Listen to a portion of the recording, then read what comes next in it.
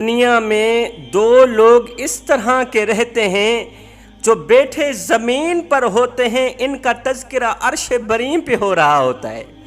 جو بیٹھے زمین پر ہوتے ہیں ان کی باتیں عرش بریم پہ ہو رہی ہوتی، ساری کائنات اللہ اللہ کر رہی ہوتی، ساری کائنات اللہ کا ذکر کر رہی ہوتی ہے، لیکن میرا اللہ فرشتوں کی مجلس میں بیٹھ کے اپنے ان پیاروں کا ذکر کر رہا ہوتا ہے، فرشتوں کو اپنے ان پیاروں کی باتیں سنا رہا ہوتا ہے، ان پیاروں کی خوبیاں بیان فرما رہا ہوتا ہے۔ آگے فرشتے کہتے ہیں سبحان اللہ سبحان اللہ۔ فرشتے اللہ کے پیاروں کی باتیں سنتے ہی حمد و ثنا بیان کرنے لگتے ہیں۔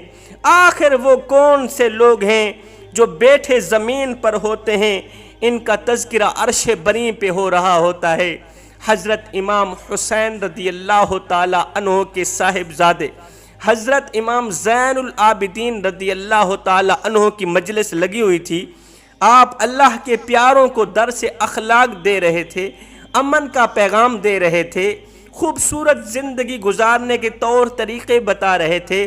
اتنے میں ایک شخص کھڑا ہوا، اس نے سوال کیا، حضرت وہ کون سے لوگ ہیں جو صرف سوچتے ہیں اللہ پوری کر دیتا ہے؟ حضرت وہ کون سے لوگ ہیں جن کو ہاتھ اٹھانے کی ضرورت ہی نہیں پڑتی، یہاں سے دعا نکلتی بعد میں ہے، ایک سیکنڈ کے اندر قبول ہو جاتی ہے؟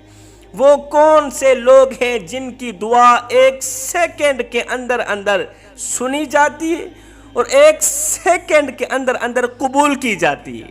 یہ سنتے ہی حضرت امام زین العابدین نے فوراً جواب دیا، وہ لوگ جو والدین کے حکم کو ایک سیکنڈ کے اندر اندر اپنی سر آنکھوں پہ رکھتے ہیں اور بجا لاتے ہیں، وہ لوگ جو والدین کی ہر ایک خواہش ایک سیکنڈ کے اندر اندر پوری کرتے ہیں۔ فرمایا وہ لوگ جو جب اذان کی آواز سنتے ہیں تو سارے کام دھندے چھوڑ کے، بزنس چھوڑ کے، کاروبار چھوڑ کے اللہ کے حضور ایک سیکنڈ کے اندر اندر حاضر ہوتے نظر آتے ہیں، مسجد میں داخل ہوتے نظر آتے ہیں، اللہ کے حضور جھکتے نظر آتے ہیں۔ فرمایا جب کسی بات پر بوڑھی ماں ناراض ہو جاتی ہے، خفا ہو جاتی ہے، تو یہ بوڑھی ماں کے قدموں پہ بیٹھ کے قدم چومتے ہوئے ایک سیکنڈ کے اندر اندر اپنی ناراض ماں کو راضی کرنے کا ہنر رکھتے ہیں، اپنی ناراض ماں کو منانے کا ہنر رکھتے ہیں۔ ایک سیکنڈ کے اندر اندر ماں روٹھی ہے، اس طرح کا سلیقہ اپنایا، اس طرح کی معاشرت کی، اس طرح کی معافی طلب کی کہ ایک سیکنڈ کے اندر اندر ماں روٹھی بھی ہے اور راضی بھی ہو گئی، ماں ناراض بھی ہوئی اور راضی بھی ہو گئی۔ فرمایا جب بوڑھی ماں بیمار ہو جاتی ہے تو یہ لوگ یوں محسوس کرتے ہیں بوڑھی ماں بیمار نہیں ہوئی، بوڑھا باپ بیمار نہیں ہوا، ہم خود بیمار ہوئے پڑے ہیں۔ والدین کے دکھوں کو اپنے دکھ سمجھتے ہیں، والدین کے دردوں کو اپنے درد سمجھتے ہیں، والدین کی بیماری کو اپنی بیماری سمجھ کے اس کا علاج کرتے ہیں، کیونکہ ماں وہ عظیم نعمت ہے، وہ عظیم ہستی ہے جس کے منہ سے نکلی دعا بیٹے کو اللہ کا محبوب بنا دیتی ہے۔ بوڑھی ماں کی دعا بیٹے کو اللہ کا ولی بنا دیتی ہے۔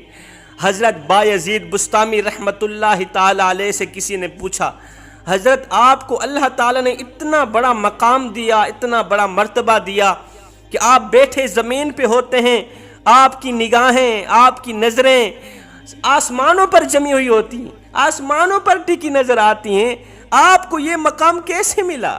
یہ سن کر حضرت بایزید بسطامی رحمت اللہ تعالی علیہ نے فرمایا سخت سردی تھی، باہر برف باری ہو رہی تھی، جاڑا پڑ رہا تھا، سخت سردی تھی، رات کا وقت تھا، میری ماں نے مجھ سے پانی مانگا، میں اٹھا، باہر گیا، ندی سے پانی نکالا، پانی لے کر جب کمرے کے اندر داخل ہوا تو میری ماں سو گئی تھی۔ کہتے ہیں ساری رات پانی کو ہاتھوں پہ اٹھا کے ماں کے سرانے کھڑا رہا، پوری رات پانی کو ہاتھوں پہ اٹھا کے نا ماں کے سرانے کھڑا رہا۔ جیسے ہی میری ماں اٹھے گی، جیسے ہی آنکھ کھولے گی، فوراً ہی ماں کو پانی دوں گا۔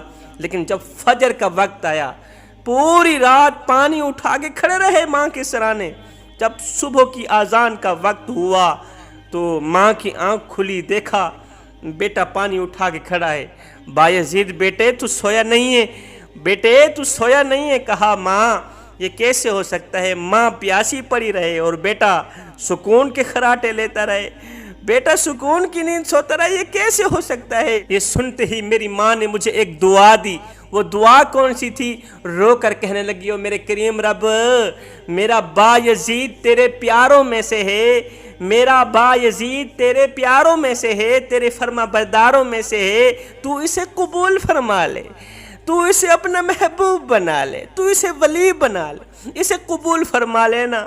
حضرت بایزید بسطامی فرماتے ہیں 50 سال کی مسلسل عبادت مجھے اس مقام تک نہیں پہنچا سکتی تھی جس مقام تک ماں کی ایک دعا نے پہنچا دیا۔ ماں وہ عظیم ہستی ہے جس کے منہ سے نکلی دعا انسان کا مقدر سنوار دیتی ہے۔